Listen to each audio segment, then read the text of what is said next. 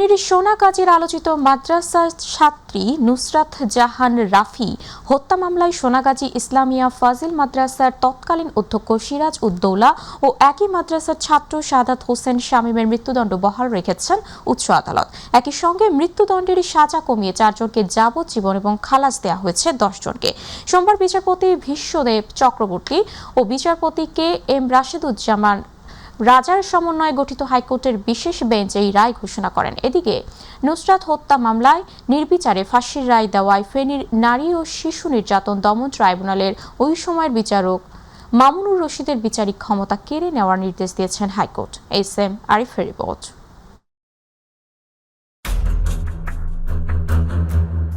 2019 সালের 6 এপ্রিল সোনাগাজী ইসলামিয়া ফাজিল মাদ্রাসার ছাদে এক নির্মম পৈশাচিকতার শিকার হন শিক্ষার্থী নুসরাত জাহান রাফি। মাদ্রাসার তৎকালীন অধ্যক্ষের বিরুদ্ধে শ্লীলতাহানির অভিযোগ প্রত্যাহার না করায় কেরোসিন ঢেলে আগুন ধরিয়ে দেওয়া হয় নুসরাতের গায়ে। পরে ঢাকা মেডিকেলের বার্ন ইউনিটে চিকিৎসাধীন অবস্থায় 10 এপ্রিল মারা যান তিনি।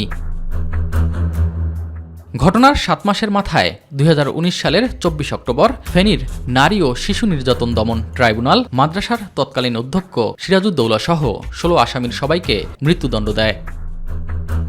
পরে আইন অনুযায়ী মৃত্যুদণ্ড অনুমোদনের জন্য মামলার নথি আসে হাইকোর্টে। দীর্ঘ আইনি লড়াই, রাষ্ট্র ও আসামি পক্ষের যুক্তিতর্ক শেষে সোমবার উচ্চ আদালত মাদ্রাসার তৎকালীন অধ্যক্ষ সিরাজউদ্দৌলা ও একই মাদ্রাসার ছাত্র সাদাত হোসেন শামীমের মৃত্যুদণ্ড বহাল রাখেন। একই সঙ্গে সাজা কমিয়ে 4 আসামির যাবজ্জীবন এবং খালাস দেওয়া হয় 10 জনকে।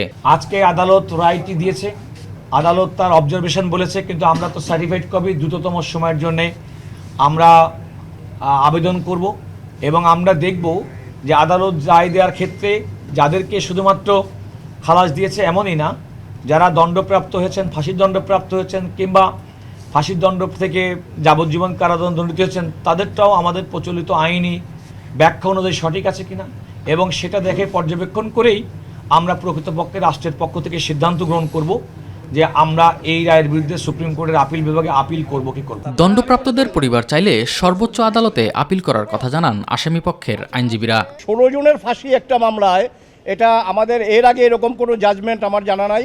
মাননীয় হাইকোর্ট বিভাগ এটি বলেছেন যে বিচারিক আদালত এইভাবে নির্বিচারে ফাঁসি দিতে গিয়ে যেভাবে প্রতিটা পরিবারের উপর একটা ডিভাস্টেটিং এফেক্ট নেমে এসেছে, এই জন্য তার বিচারিক ক্ষমতা কেড়ে নেওয়ার জন্য নির্দেশ দিয়েছেন এবং তাকে আইন মন্ত্রণালয়ে সংযুক্ত করতে বলেছেন। উচ্চ আদালতের রায়ে আইনি লড়াইয়ের আরও এক ধাপ পেরোলেও সর্বোচ্চ আদালতে চূড়ান্ত রায় এবং অভিযুক্তদের শাস্তি কার্যকরের অপেক্ষায় নুসরাতের পরিবার। এস.এম. আরিফ, মাই টিভি, ঢাকা। মাগুরায় 8 বছরের শিশু আসিয়াকে ধর্ষণ ও হত্যা মামলায় আসামি হিটু শেখের ডেথ রেফারেন্স ও আপিলের শুনানি শেষ হওয়ায় রায়ের দিন মঙ্গলবার ঠিক করেছেন হাইকোর্ট। সোমবার বিচারপতি বিশ্বদেব চক্রবর্তী ও বিচারপতি কে এম রাশেদুজ্জামান রাজার হাইকোর্ট বেঞ্চ এই দিন ঠিক করেন। জানা যায়, শিশু আসিয়ার নির্মম ঘটনাটি ঘটে মাগুরা সদর উপজেলায়। রমজানের ছুটিতে শহরের নিজানন্দু দুয়ালি এলাকায় বোনের বাড়িতে বেড়াতে গিয়ে গত বছরের 5 মার্চ রাতে শিশুটি ধর্ষণের শিকার হয়। বোনের শ্বশুর হিটু শেখ মেয়েটিকে শুধু ধর্ষণই করেননি, হত্যারও চেষ্টা চালান। চিকিৎসাধীন অবস্থায় ঢাকার সম্মিলিত সামরিক হাসপাতালে মৃত্যু হয় 8 বছর বয়সী শিশুটির। এই ঘটনায় ভিকটিমের মা বাদী হয়ে হিটু শেখ সহ 4 জনের বিরুদ্ধে মামলা করেন। পরে তাদের সবাইকে গ্রেপ্তার করে পুলিশ।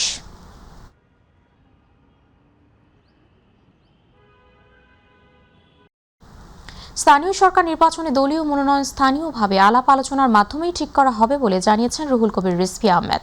বিএনপির ভারপ্রাপ্ত মহাসচিব হিসেবে দলের প্রতিষ্ঠাতা শহীদ রাষ্ট্রপতি জিয়াউর রহমানের সমাধিতে শ্রদ্ধা জানাতে এসে তিনি জানান, দলের কেউ অনৈতিক কাজে জড়ালে এবং শৃঙ্খলা ভঙ্গ করলে অতীতের মতোই কঠোর ব্যবস্থা নেওয়া হবে।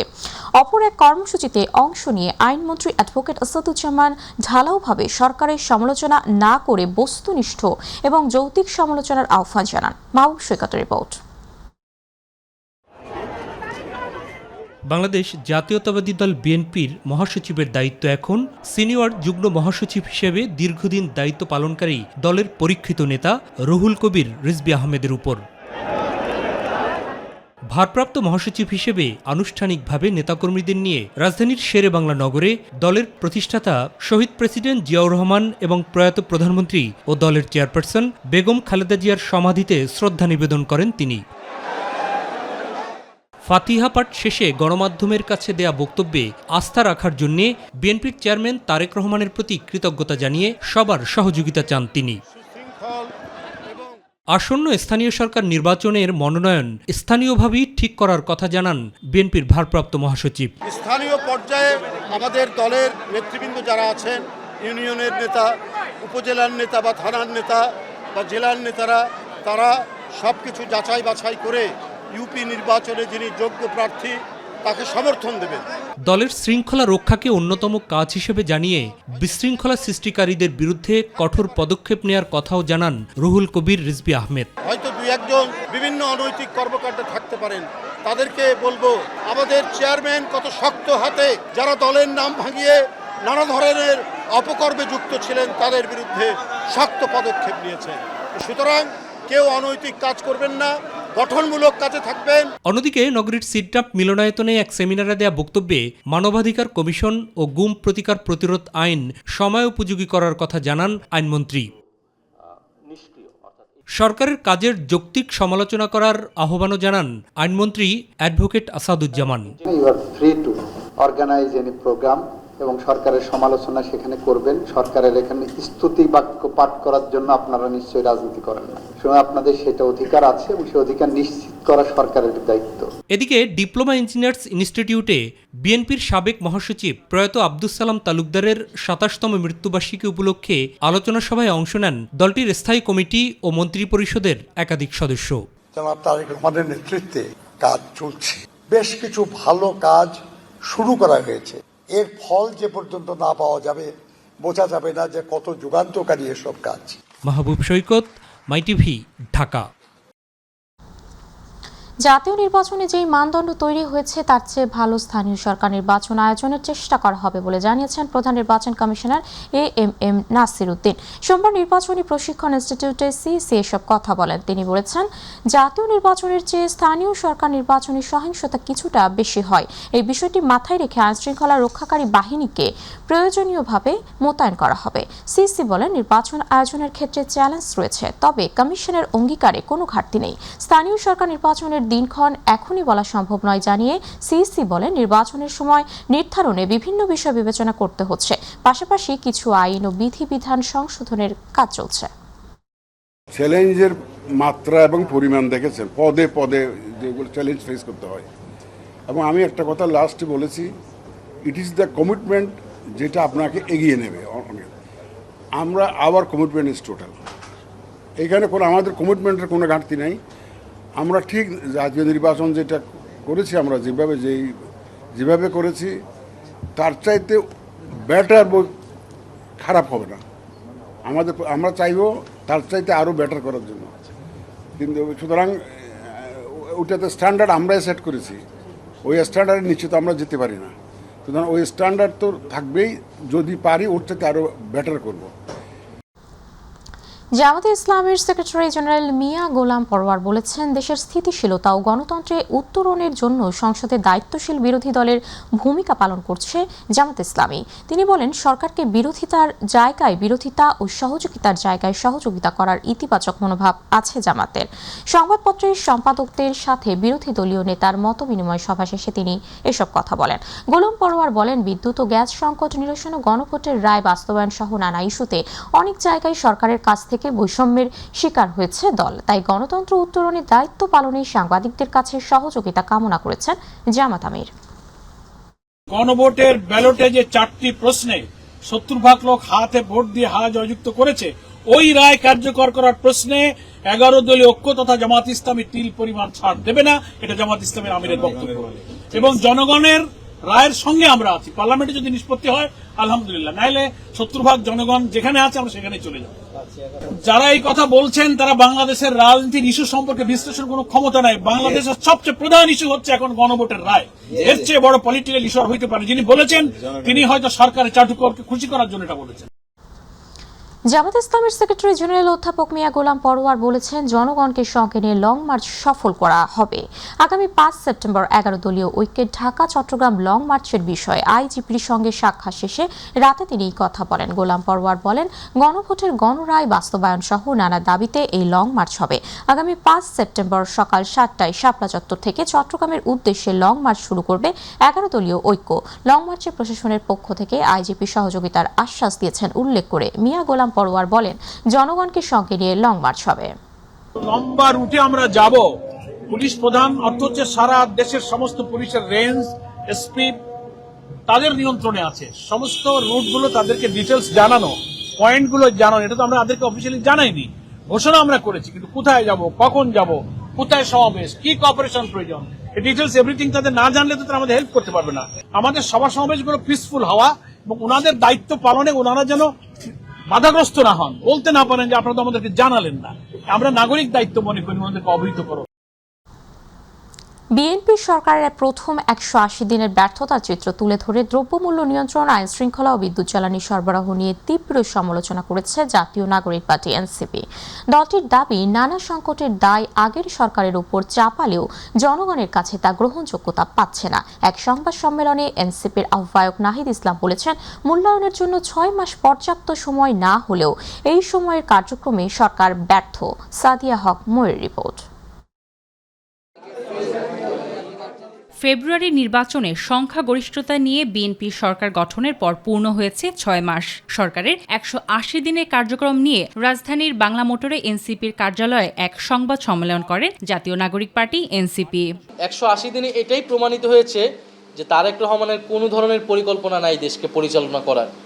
শুধুমাত্র ক্ষমতায় বসেছেন এবং পুরনো পরিকল্পনা অনুযায়ী, ফ্যাসিস্টদের পরিকল্পনা এবং নীতি অনুযায়ী তিনি দেশকে পরিচালনা করছেন, দেশকে ধ্বংসের দিকে ধাবিত করছে। এ সময় দ্রব্যমূল্য, আইন শৃঙ্খলা পরিস্থিতি এবং বিদ্যুৎ জ্বালানির সংকট নিয়ে সরকারের কঠোর সমালোচনা করেন বিরোধী দলীয় চিফ হুইপ ও এনসিপির আহ্বায়ক নাহিদ ইসলাম। বিরোধী দলীয় শিক্ষার্থীদের উপর ছাত্রদলের দমনপীড়ন এবং সরকারি প্রতিষ্ঠানের দলীয়করণ ও বিএনপির নেতাকর্মীদের পুনর্বাসনের অভিযোগও তোলেন নাহিদ ইসলাম। প্রায় ৬ মাসে বিএনপি নিজস্ব দলীয় কন্দল, চাঁদাবাজির হিস্সা, দখলদারিত্ব, আধিপত্য বিস্তারকে কেন্দ্র করে অন্তত ২৭৩টি সংঘর্ষের ঘটনা ঘটেছে, যাতে ৩১ জন নেতাকর্মী নিহত হয়েছে। পররাষ্ট্রনীতিতে সরকারের আত্মবিশ্বাসের ঘাটতি রয়েছে বলে দাবি করেন তিনি। এ সময় তিনি আরও বলেন, শেখ হাসিনা ভারতে অবস্থানকালে বাংলাদেশের প্রধানমন্ত্রী তারেক রহমান ভারত সফরে গেলে তা দেশের জন্য চরম অবমাননাকর হবে। একই সাথে আওয়ামী লীগের কার্যক্রম করতে দেওয়া, পাশাপাশি বাংলাদেশের সাথে কূটনৈতিক সম্পর্ক স্থাপন রাখা, এটা আসলে একই সাথে সম্ভব নয়। আমরা মনে করি এটা সাংঘর্ষিক এবং দ্বিচারিতা। যেখানে শেখ হাসিনা রয়েছেন দিল্লিতে, সেখানে যদি আবার তারেক রহমান যায়, তাহলে এটার আসলে মিনিং কি দাঁড়াবে? বাংলাদেশের জনগণ বা বিশ্ববাসী এটা কিভাবে দেখবে? ফলে আমরা মনে করি এটা শুধু তারেক রহমান বিষয় না, বাংলাদেশের জন্য এটা একটা অবমাননাকর ঘটনা হবে। Sadia Haque Mou, my TV, Dhaka. Armed police battalion আইন ২০২৬-এর খসড়ার চূড়ান্ত অনুমোদন দিয়েছে মন্ত্রিসভা। বাহিনীটিকে আরও জনবান্ধব করতে নতুন আইনের খসড়া অনুমোদন দেওয়া হয়েছে। সোমবার সচিবালয়ে অনুষ্ঠিত মন্ত্রিসভার ১৮তম বৈঠকে এই অনুমোদন দেওয়া হয়েছে। এতে সভাপতিত্ব করেন প্রধানমন্ত্রী তারেক রহমান। বৈঠক শেষে মন্ত্রিপরিষদ বিভাগের এক সংবাদ বিজ্ঞপ্তিতে এই তথ্য জানানো হয়েছে। মন্ত্রিপরিষদ বিভাগ জানিয়েছে, প্রস্তাবিত আইনে এই ব্যাটালিয়নকে জননিরাপত্তা রক্ষা, ভিআইপি ব্যক্তিদের নিরাপত্তা, সরকার ঘোষিত স্থাপনাগুলোর নিরাপত্তা, সন্ত্রাস, মাদক, মানব পাচার, ধর্ষণ এবং মানবতা বিরোধী কাজে জড়িতদের বিরুদ্ধে ব্যবস্থা গ্রহণ সহ অন্যান্য আইন শৃঙ্খলা বাহিনীকে সহায়তার দায়িত্ব দেওয়া হয়েছে। সংবাদ বিজ্ঞপ্তিতে আরও বলা হয়, এই আইনে বিশেষ আদালত ও সংক্ষিপ্ত আদালত গঠন ও বিচার পদ্ধতির প্রস্তাব করা হয়েছে। মন্ত্রিসভা বৈঠকে আর্মড পুলিশ ব্যাটালিয়ন আইন ২০২৬-এর খসড়া লেজিসলেটিভ ও সংসদ বিষয়ক বিভাগের ভেটিং সাপেক্ষ চূড়ান্ত অনুমোদন করা হয়েছে।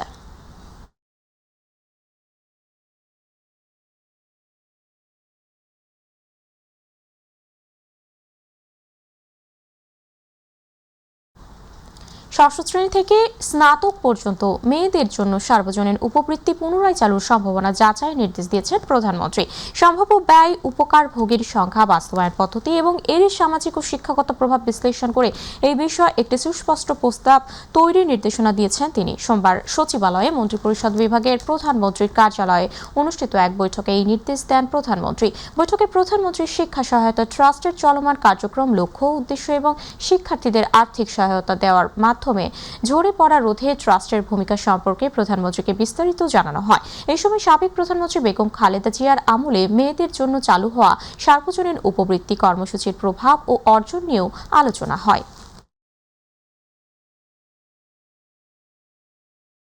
2027 সালের এসএসসি ও সমমান পরীক্ষার সময়সূচি পেছানো হয়েছে। নতুন সিদ্ধান্ত অনুযায়ী এই পরীক্ষা শুরু হবে আগামী বছরের 14 মার্চ। লিখিত পরীক্ষা চলবে 15 এপ্রিল পর্যন্ত। সোমবার শিক্ষা মন্ত্রণালয়ে অনুষ্ঠিত এক বৈঠকে সিদ্ধান্ত দেওয়া হয়। এর আগের সিদ্ধান্ত অনুযায়ী আগামী 7 জানুয়ারি সারা দেশে থেকে এসএসসি ও সমমান পরীক্ষা শুরু হওয়ার কথা ছিল। গত মে মাসে সচিবালয়ে এক সংবাদ সম্মেলনে শিক্ষামন্ত্রী ডক্টর আ.ন.ম এহসানুল হক মিলন 2027 সালের এসএসসি পরীক্ষার তারিখ ঘোষণা করেছিলেন। ওই সংবাদ সম্মেলনের পর সম্ভাব্য সময়সূচিও দেওয়া হয়। তাতে এসএসসি ও সমমান পরীক্ষা আগামী বছরের 7 জানুয়ারি শুরু হয়ে 6 ফেব্রুয়ারি শেষ হওয়ার কথা ছিল।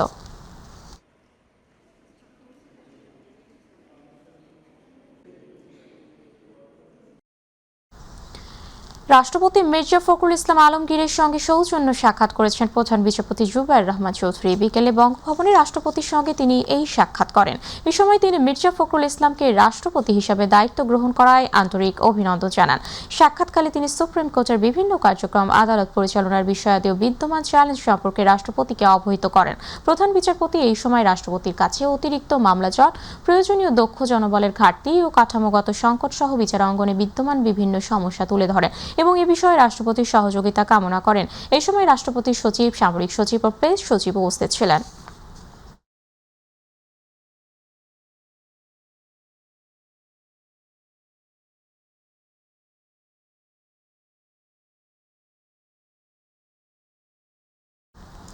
দুই দেশের স্থলবন্দরগুলো পুরোপুরি কার্যকর করা, সীমান্ত হাটগুলো পুনরায় চালু এবং স্থলবন্দর দিয়ে সুতা আমদানির ওপর থাকা নিষেধাজ্ঞা প্রত্যাহারের বিষয়ে ভারতের হাইকমিশনারের সাথে আলোচনা হয়েছে বলে জানিয়েছেন বাণিজ্যমন্ত্রী খন্দকার আব্দুল মুক্তাদির।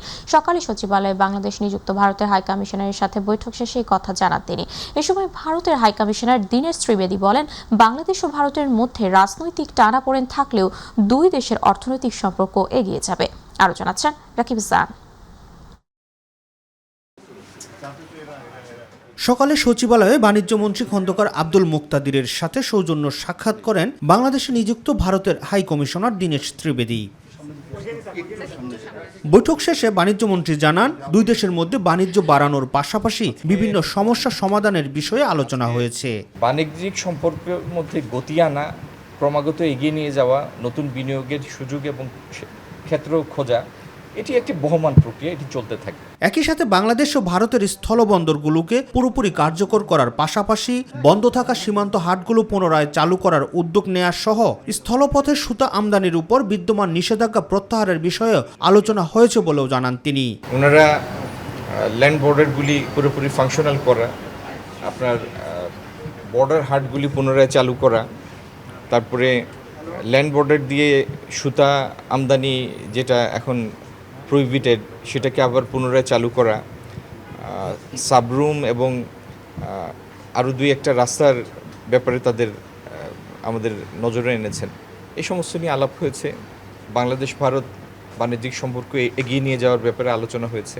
এ সময় ভারতের হাই কমিশনার দীনেশ ত্রিবেদী জানান, রাজনৈতিক টানাপোড়েন থাকলেও দুই দেশের অর্থনীতি এগিয়ে যাবে। যখন অর্থনীতি রাজনীতি থেকে আগে চলে যায় তখন রাজনীতি ওর পেছনে পেছনে যায়। অর্থনীতি হবে লোকেদের উন্নয়নের কাজ। আর যখন লোকেরা ভাববে যে এই রিলেশন আমাদের সবার জন্য ভালো, তাহলে পলিটিক্স কম্পালশন হয়ে যাবে। রাকিব হাসান, মাই টিভি, ঢাকা। নতুন সরকারের প্রথম 6 মাসে বাংলাদেশের অর্থনীতিতে কিছু ইতিবাচক পরিবর্তন দেখা গেলেও সামগ্রিকভাবে নেতিবাচক প্রবণতায় বেশি এবং অর্থনৈতিক পুনরুদ্ধার এখনও ভঙ্গুর, এমন মূল্যায়ন করেছে সিপিডি। রাজধানীতে আয়োজিত মিডিয়া ডায়ালগের সংস্থার সম্মানিত ফেলো ডক্টর দেবপ্রিয় ভট্টাচার্য সরকারের 6 মাস কার্যক্রমের ওপর একটি পর্যালোচনা শীর্ষক মূল্যায়ন উপস্থাপন করেন। এই সময় তিনি বলেন, সরকার সিদ্ধান্ত গ্রহণ ও সংস্কারের ক্ষেত্রে প্রয়োজনীয় রাজনৈতিক সাহস দেখাতে পারছে না। সাদিয়া হক মোয়ের আরেকটি প্রতিবেদন। বিএনপি সরকারের দায়িত্ব নেওয়ার 6 মাস পূর্তিতে দেশের অর্থনৈতিক ও প্রশাসনিক ব্যবস্থার খতিয়ান তুলে ধরল বেসরকারি গবেষণা সংস্থা centre for policy dialogue CPD. সিপিডির মূল্যায়নে উঠে আসে 31টি মূল অর্থনৈতিক সূচকের চিত্র, যার 12টিতে এসেছে কিছুটা সুবাতাস, তবে অবনতি ঘটছে বাকি 19টিতে। সার্বিক পরিস্থিতিতে প্রলম্বিত হচ্ছে দেশের অর্থনৈতিক পুনরুদ্ধার। অর্থনীতিকে ঘুরে দাঁড় করানো, আরেকটা হলো সুশাসন। দুর্নীতি বন্ধ হবে, আমাদের দক্ষতা বাড়বে এবং চাঁদাবাজি থেকে আরম্ভ করে অন্যান্য কাজকর্ম, এগুলিতে দখলবাজি, হুমকিবাজি এবং মব কালচার, এগুলি বন্ধ হবে। যারা দেশ চালাচ্ছেন তাদের এই ব্যাপারে আগ্রহ বা উপলব্ধি কম আছে আমি বলছি না, কিন্তু কোথায় যেন ওনাদের এটাকে কার্যকর করার ক্ষেত্রে আমি সক্ষমতা এবং সমন্বয় দেখতে পাচ্ছি না। সিপিডির পর্যালোচনায় অন্যতম বড় উদ্বেগের কারণ হিসেবে স্থান পেয়েছে বিদ্যুৎ জ্বালানি উৎপাদন, বেকারত্ব ও শিল্প খাত। একই সাথে প্রশাসনিক পদায়নে পেশাদারিত্বের চেয়ে রাজনৈতিক পরিচয়ে প্রাধান্য পাওয়ার অভিযোগ করা হয়। আমাদের মতো দেশে এখন কিন্তু শিল্পায়নের মাধ্যমেই বেশি জব ক্রিয়েট করে এবং অন্যান্য যেগুলো সার্ভিসেস সেক্টর, যেটা শিল্পকে ইনপুট হিসাবে সাহায্য করে, ওইটা কিন্তু খুব গুরুত্বপূর্ণ হবে। আর অর্থনৈতিক স্থায়িত্ব ফেরাতে প্রথাগত চিন্তার বাইরে এসে দৃশ্যমান ও কার্যকর সংস্কারের মাধ্যমেই নতুন সরকারকে এগোতে হবে বলে মনে করে সিপিডি। ওনারা জনতুষ্টিবাদী যে পদক্ষেপগুলো নিচ্ছেন সেগুলি মনোগ্রাহী হলেও কঠিন অর্থনীতির ভিত্তিতে আমাদের বিনিয়োগ, বাণিজ্য, কর্মসংস্থান ইত্যাদির বিষয়টি অনেক বেশি গুরুত্বপূর্ণ। Sadia Haque Mou, my TV, Dhaka. গণতন্ত্র ইত্যাদি ইত্যাদির। রাজশাহী সেনানিবাসে বাংলাদেশ ইনফ্যান্ট্রি রেজিমেন্ট বীরের 21তম বাৎসরিক অধিনায়ক সম্মেলন অনুষ্ঠিত হয়েছে। সোমবার সকালে ইনফ্যান্ট্রি রেজিমেন্টাল সেন্টারে শহীদ নকিব হলে এই সম্মেলন অনুষ্ঠিত হয়। আন্তঃবাহিনী জনসংযোগ পরিদপ্তর ISPR এর এক সংবাদ বিজ্ঞপ্তিতে এই তথ্য জানানো হয়। এতে প্রধান অতিথি ছিলেন সেনাবাহিনী প্রধান জেনারেল ওয়াকারুজ্জামান। এ সময় সেনাপ্রধান BIRC সম্মেলন কক্ষে পৌঁছলে তাকে ভারপ্রাপ্ত GOC army training and doctrine command commandant Bangladesh infantry regimental centre GOC 11 পদাতিক ডিভিশন ও এরিয়া কমান্ডার বগুড়া এরিয়া অভ্যর্থনা জানান। সেনাবাহিনী প্রধান বাৎসরিক অধিনায়ক সম্মেলনে অংশগ্রহণকারী বাংলাদেশ ইনফ্যান্ট্রি রেজিমেন্টের সব অধিনায়কদের সঙ্গে মতবিনিময় করেন। মতবিনিময়কালে তিনি বীর ইউনিটস সমূহের সদস্যদের দেশমাতৃকার সেবায় কাজ করে যাওয়ার নির্দেশনা দেন। রংপুরের সাবেক শিক্ষক গণপতি চক্রবর্তী তার স্ত্রী ও 2 সন্তানকে হত্যার ঘটনায় পুলিশের দেওয়া হত্যাকাণ্ডের বর্ণনা নিয়ে তৈরি হয়েছে নানা প্রশ্ন। গ্রেপ্তার দুজনের স্বীকারোক্তির বরাতে পুলিশ যে তথ্য দিয়েছে তার সঙ্গে ঘটনাস্থল ও স্বজনদের বক্তব্যে মিল না থাকায় দেখা দিয়েছে ধোঁয়াশা। বিশেষ করে ঘুমন্ত শিশুকে কেন হত্যা করা হলো, হত্যার পরও কেন খুনিরা দীর্ঘ সময় বাড়িতে অবস্থান করলো, এমন নানা প্রশ্নের উত্তর খুঁজছেন স্বজন, এলাকাবাসী ও জেলা স্কুলের শিক্ষক শিক্ষিকারাও। রংপুর থেকে মাহমুদুল হাসানের রিপোর্ট। শনিবার রাত 11:30 রংপুর মহানগরীর মাচুয়াপাড়া এই বাড়িতেই নির্মম হত্যাকাণ্ডের শিকার হন সাবেক শিক্ষক গণপতি চক্রবর্তী, তার স্ত্রী প্রীতিলতা চক্রবর্তী এবং 2 সন্তান প্রাথী ও প্রিয়ম। পুলিশের দাবি, হত্যার আগে মুগ্ধ ও সিদ্ধার্থ নামের 2 যুবক ইয়াবা সেবন করে। পরে রাতের শেষ দিকে একে একে সবাইকে শ্বাসরোধ করে হত্যা করে তারা। মারা যাচ্ছিল না, প্রায় 4-5 মিনিট লাগে তার প্রাণ যাওয়ার ক্ষেত্রে। সেই সময় তারা রশি দিয়ে তার গলায় এবং মুখে পেঁচিয়ে ধরে। কিন্তু প্রশ্ন উঠছে, ইয়াবা সেবনের জন্য পাশের নির্মাণাধীন 3তলা ভবনের ফাঁকা জায়গা ও ছাদ বাদ দিয়ে কেন গণপতি চক্রবর্তীর বাড়ির ছাদেই যেতে হলো তাদের? হত্যার পর খুনিরা কেনই বা বাড়িতে এত সময় অপেক্ষা করলো? ঘুমিয়ে থাকা শিশু প্রিয়মকে কেনই হত্যা করা হলো? এলাকায় ওনার কোনো শত্রু ছিল না বা কারোর সঙ্গে কখনো ওনার তর্কাতর্কিও লাগে নাই। বাড়ির মধ্যে ঢুকে 2 জন কিভাবে 4টি লোককে মারলো, এটার তদন্ত অবশ্যই করা দরকার। পুলিশের প্রাথমিক বক্তব্য, ঘটনাস্থলের পরিস্থিতি এবং নিহতদের স্বজনদের বক্তব্য সব মিলিয়ে হত্যাকাণ্ডের নেপথ্যের ঘটনা নিয়ে তৈরি হয়েছে নানা আলোচনা সমালোচনা। গামছা পেঁচে তাকে মারি ফেললো এই দুটো ছেলে, এবং একটার পর একটা এইভাবে চারটা লোককে, একটা লোককে মারার পরে শরীর ঠিক থাকে না, আর দুইটা লোক কিভাবে চারটা লোককে মারতে পারে। এদিকে গ্রেপ্তারদের সঙ্গে পুলিশের এক কর্মকর্তার একই রঙের টি শার্ট পরা একটি ছবি সামাজিক যোগাযোগ মাধ্যমে ছড়িয়ে পড়ার পর শুরু হয়েছে সমালোচনা। সুতরাং এটা বিভ্রান্ত তদন্তকে ভিন্ন খাতে প্রভাবিত করার উদ্দেশ্য নিয়ে কতিপয় কুচক্রী মহল এই বিষয়টা নিয়ে বিভ্রান্তি ছড়াচ্ছে। আর আটক হওয়া সিদ্ধার্থ ও মুগ্ধের বাবা মা বলছেন তাদের ছেলে কখনোই নাকি মাদকেই সেবন করেননি। সিদ্ধার্থকে তুলে নিয়ে বললো যে চলো মুগ্ধকে চেনো, আমার ছেলে বললো হ্যাঁ মুগ্ধকে চিনি, সহজ সরলভাবে মুগ্ধর কাছে নিয়ে গেল। খারাপ ব্যবহার বা ডাঙ্গাডাঙ্গি মারামারি বা কাজিয়া ঝগড়া এগুলো নাই। ছেলে প্রিয়মের জেলা স্কুলের শিক্ষার্থী ও শিক্ষকরা মানববন্ধন করে অপরাধীদের বিচার চান, সেই সাথে প্রকৃত ঘটনা কোনোভাবেই যেন আড়াল করা না হয় সে দাবিও জানান তারা। আমরা এই বিচারের দাবিতে আজকে রাস্তা অবরোধ করে দাঁড়িয়েছি। এখানে অন্য কোনো ষড়যন্ত্র থাকতে পারে, আপনারা সেটা খুঁজে বের করে তাদেরকে দোষী সাব্যস্ত করে আইনের আওতায় নিয়ে আসেন। 4 জন মানুষের নির্মম মৃত্যু, অথচ হত্যাকাণ্ডের বর্ণনা নিয়ে যখন উঠেছে একের পর এক প্রশ্ন, তখন স্বজনদের দাবি শুধু গ্রেপ্তার নয়, ঘটনার পিছনের পুরো সত্য উদ্ঘাটন করতে হবে। কারা, কি উদ্দেশ্যে এবং কিভাবে এ হত্যাকাণ্ড ঘটিয়েছে, প্রশ্নগুলোর নির্ভুল উত্তরই এখন অপেক্ষার। মাহমুদুল হাসান, মাই টিভি, রংপুর।